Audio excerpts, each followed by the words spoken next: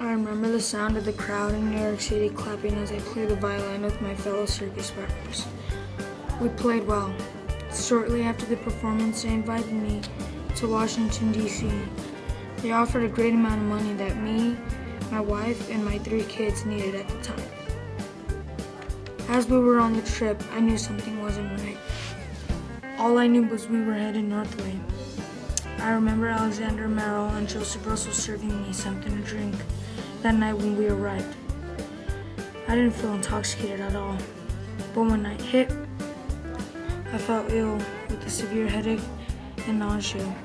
I remember the feeling of being very thirsty.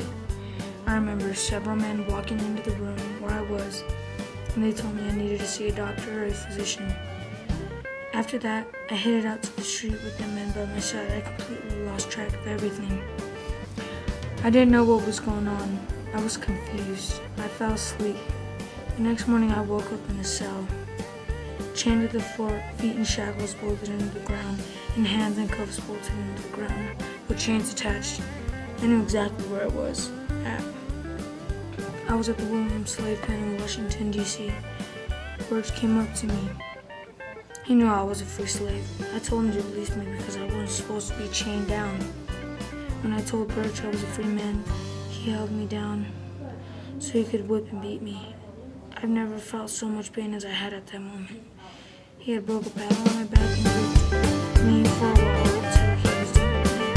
Birch threatened to kill me if I told anyone I was a free man. Birch didn't want anyone to know I was a free man.